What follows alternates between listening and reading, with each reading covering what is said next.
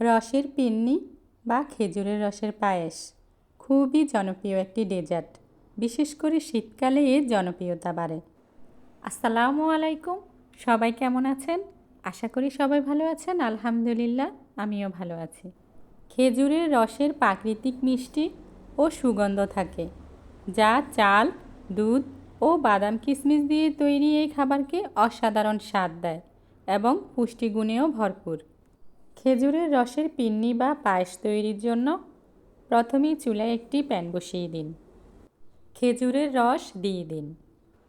রান্নার সময় খেজুরের রস থেকে ফেনা উঠলে তা ফেলে দেওয়া উচিত। স্বাস্থ্যকর খাবার তৈরির জন্য ফেনা তুলে ফেলে দেওয়া বুদ্ধিমানের কাজ, বিশেষ করে যদি পায়েস, পিঠা বা গুড় তৈরি করতে চান।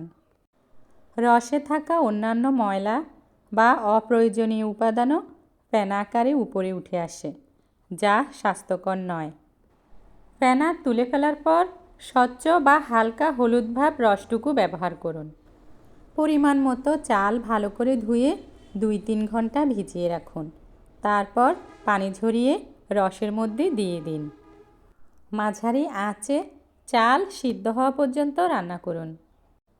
খেজুরের রস পিন্নিকে এক বিশেষ মিষ্টি ও মনমাতানো গন্ধ দেয়, যা সাধারণ চিনির পিন্নি থেকে আলাদা। পরিমাণ মতো লবণ দিয়ে দিন। আপনি ইচ্ছে করলে এলাচ, দারচিনি, তেজপাতা ব্যবহার করতে পারেন। এই উপকরণগুলো ঐচ্ছিক। মাঝারি আঁচে নাড়তে থাকুন যতক্ষণ না পিন্নি ঘন হয়ে আসে। রসের পিন্নিতে নারকেল ব্যবহার করলে স্বাদ ও ঘনত্ব বাড়ে। সাধারণত নারকেলের দুধ বা কোরা নারকেল ব্যবহার করা হয়, যা পিন্নিকে ক্রিমি টেক্সচার দেয় এবং সুগন্ধ যোগ করে। রান্নার সময় বা শেষে নারকেল কোড়া অংশ যোগ করলে মুখে লেগে থাকা একটা সুন্দর টেক্সচার পাওয়া যায়। এটি পিন্নিকে আরও সুস্বাদু করে তোলে। পরিমাণ মতো নারকেল কোড়া দিয়ে ভালোভাবে মিশিয়ে নিন। রসের পিন্নিতে নারকেল একটি অপরিহার্য উপাদান, যা এর স্বাদ, সুগন্ধ এবং পুষ্টির ভারসাম্য রক্ষা করে। শীতের আমেজ আনতে এবং ঐতিহ্যবাহী স্বাদের জন্য রসের পিন্নি সবার কাছেই প্রিয়।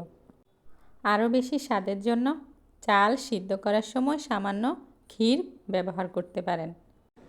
পরিবেশনের আগে উপরে কিছু ভাজা বাদাম কিশমিশ ব্যবহার করতে পারেন।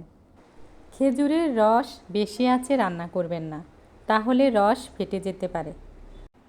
বেশি ঘনত্ব চাইলে আরও কিছুক্ষণ কম আঁচে রেখে দিতে পারেন।